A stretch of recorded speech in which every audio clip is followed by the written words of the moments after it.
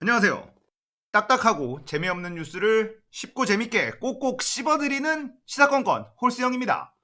자, 이번에 다룰 이야기는 미쳐 날뛰는 윤석열 이야기입니다. 야, 이게 무슨 얘기냐? 자, 법원에서 윤석열의 직무 배제 가처분 신청을 받아들여 주었습니다. 그렇게 윤석열은 검찰로 돌아갔어요. 자, 돌아가자마자 한 행동이 무엇이냐? 바로 산자부 공무원들 구속영장 청구하는 것이었습니다. 이게 무슨 얘기냐면 월성 1억이 조기 폐쇄 관련된 이 수사, 이걸 발빠르게 진행시키겠다는 건데 당장 내일 징계위원회가 열립니다. 자, 어떤 징계가 내려질지 모르지만 나에게 중징계가 내려진다면 정부에 대한 수사를 했기 때문이다라는 프레임을 만들고 싶은 거예요. 자, 월성 1호기 조기 폐쇄. 자, 이 이야기부터 어떤 이야기인지 알아야 되는데요. 월성 1호기는요, 2012년 11월 20일 설계 수명이 종료된 원자력 발전소입니다. 자, 그래서 재가동을 연장하는 것 가지고 계속적인 논란이 일었던 그런 원자력 발전소인데 2017년 2월 7일 법원에서요 10년 연장한 원자력 안전위원회의 결정을 취소하라는 판결이 이미 나왔습니다. 근데 이걸 가지고 지금 수사를 하고 구속영장을 청구한다. 이게 말이 됩니까? 이 조기 폐쇄가 잘못된 결정이다라고 한다 치더라도 검찰이 수사할 영역이냐라는 부분에 대해서 질문을 한번 던져보죠. 검찰은 범죄를 저지른 사람들에게 그 죄를 묻는 그런 집단이잖아요. 자, 원자력 발전소 조기 폐쇄에 관여했었던 공무원들을 처벌하기 위해서는 그 행동이 범죄여야 되는 것인데 원자력 발전소 조기 폐쇄를 함으로써 얻어갈 수 있는 이득이 있나요? 공무원들이 무언가 대가를 받고 조기 폐쇄를 할 이유가 있습니까? 범죄 사실이 성립될 수 있을까요? 정책 결정에 대해서는 잘한 것과 못한 것이 존재할 수는 있지만 범죄 여부는 또 다른 이야기예요. 잘한 결정과 못한 결정. 자, 이 부분은 국민들이 선거로 심판하는 영역이지 검찰이 끼어들어서 잘못된 결정을 집행했다고 수사를 한다? 이거는 있을 수가 없는 일이잖아요. 그런데 윤석열 검찰은 이런 일을 하고 있다는 거예요. 자, 월성 1호기 조기 폐쇄 관련된 수사가 진행된 이유는 바로 국민의힘의 고소였습니다. 국민의힘이 고소를 했어요. 이거 잘못된 것이다. 수사해달라. 그래서 검찰이 수사를 하는 건데 이 고소를 하게 된 계기, 원인은 감사원에 있습니다. 최재형 감사원장이 이것이 잘못됐다. 감사를 통해서 잘못된 결정이다라는 결론을 내렸어요. 그런데 이 최재형 감사원장도 문제가 많은 사람 중에 한 명입니다. 뭐 여러 가지 문제가 있지만 이 사람이 어떤 사람이냐? 사석에서 이런 얘기를 한 것이 기사화됐었죠. 하나님의 확신이다. 조기 폐쇄는 문제가 있다고 말씀해 주셨다. 나는 이 말씀이 맞다고 본다. 감사원장이 답을 정해놓고 감사를 했다라는 이야기, 이렇게 들리지 않습니까? 하나님이 그렇게 얘기해 줬대요. 그래서 이거는 문제가 있답니다. 그리고 실제로 감사를 받았던 사람들이 이상하다는 증언들을 계속 하고 있습니다. 굉장히 강압적인 감사였다. 그리고 답을 정해놓고 감사를 하고 있었다라는 증언들이 나오고 있어요. 문제가 있는 감사였습니다. 자, 또 한 가지. 2017년에 법원에서는 왜 월성 1호기 연장을 취소했느냐? 바로 이 타당성 조사, 경제성 때문인데 캐나다에 이 월성 1호기와 똑같은 원자로가 있습니다. 그런데 캐나다에서는 안정성을 담보하기 위해서 최신 기술을 적용했더니 이게 어마어마한 돈이 들어간다. 4조 원 이상의 돈이 들어가더라. 그러면 이 최신 기술을 적용을 해서 안정성을 확보하고 재가동하는 것보다 새로 짓는 게 경제적으로 타당하다 이런 결론이 나온 거예요. 이미 결론이 나온 겁니다. 그런데 최신 기술을 적용한 안정성 검사는 빼버리고 이 경제성을 들여다봤으니 문제가 있는 거라는 거죠. 이미 캐나다에서는 답이 나온 것이고, 그리고 2017년 법원에서도 답을 내려놨는데 국민의힘과 윤석열 그리고 최재형 감사원장이 이걸 뒤엎으려고 하고 있는 거예요. 자, 이거를 수사한다고 해서 뭐가 나오겠습니까? 안 나와요. 나올 게 뭐가 있겠습니까?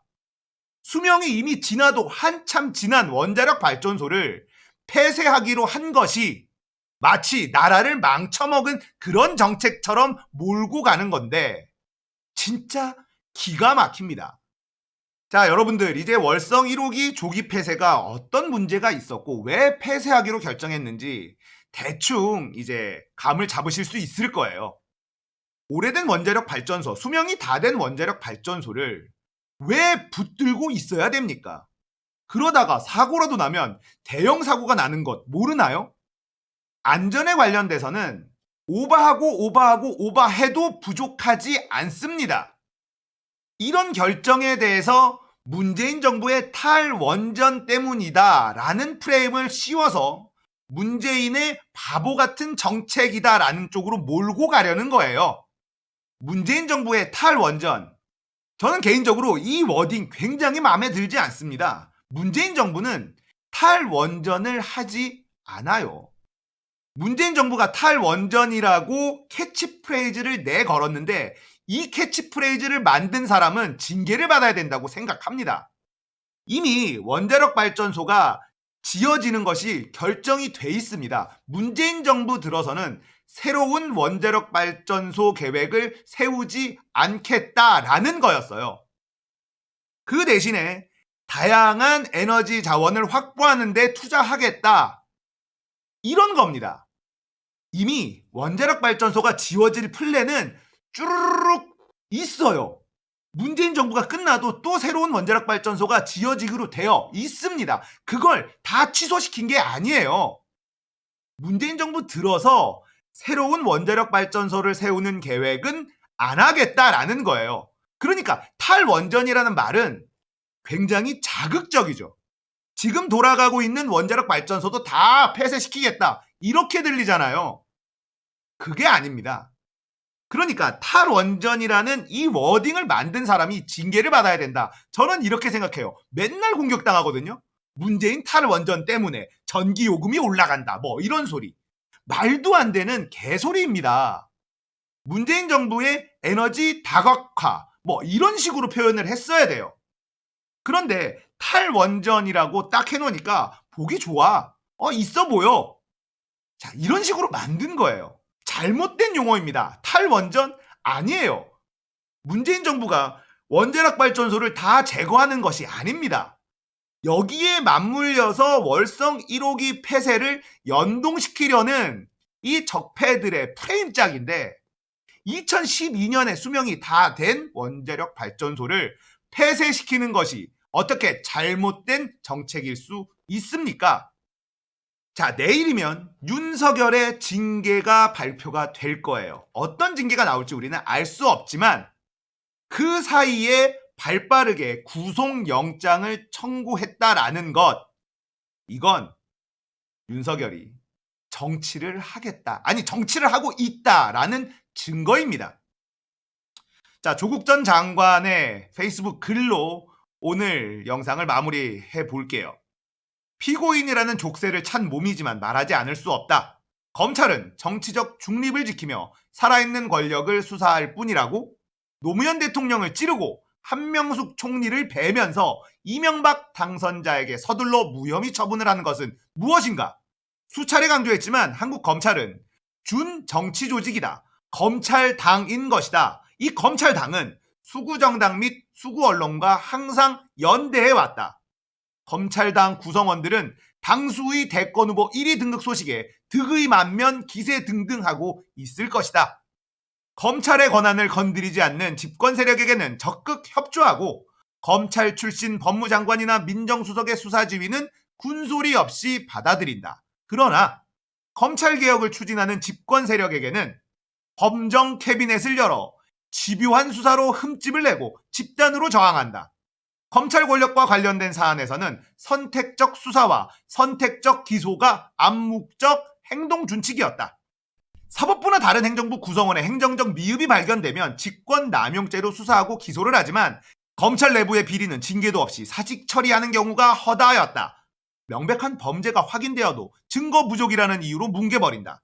2013년, 2015년 두 번이나 김학의 법무차관에게 무혐의 처분을 내린 검찰 아닌가? 윤석열 검찰총장에 대한 법무장관의 징계 청구를 둘러싸고 법무부의 일거수일투족이 실시간으로 언론에 제공되어 법무부를 일방적으로 공격하는 기사가 쏟아지고 있다. 검찰이 표적 수사를 전개할 때 벌이는 여론전과 유사한 양상이다. 총장 징계 청구라는 유례없는 일이 벌어진 이유는 어디에 있는가? 통상 이런 경우 법적 쟁송 이전에 해결되어야 하는 것이 마땅하지만 전혀 그렇지 못하다. 그 이유는 무엇인가? 이제 이 문제는 정해진 절차에 따를 수밖에 없다. 법에 따른 징계위원회가 열릴 것이고 그 뒤에 행정소송이 뒤따를 수 있다. 그 결과에 따르면 된다. 이런 상황에서 국회가 할 일은 12월 9일 개혁법안을 모두 통과시키는 것이다. 공수처법 개정안, 국정원법 개정안, 경찰법 개정안 등 권력기관 개혁법안 모두와 공정경제 3법 등 민생개혁법안이 본회의를 통과해야 한다. 작년 말 검찰개혁법안 통과를 기다리는 것과 같은 마음으로 12월 9일을 기다린다. 자, 여러분들 쉽지 않습니다. 하지만 우리는 해낼 거예요. 흔들리지 말고 우리 서로 믿으면서 버텨나갑시다. 자, 오늘 이야기 여기까지입니다. 공감되셨다면 구독, 좋아요, 알림 설정 부탁드릴게요. 감사합니다.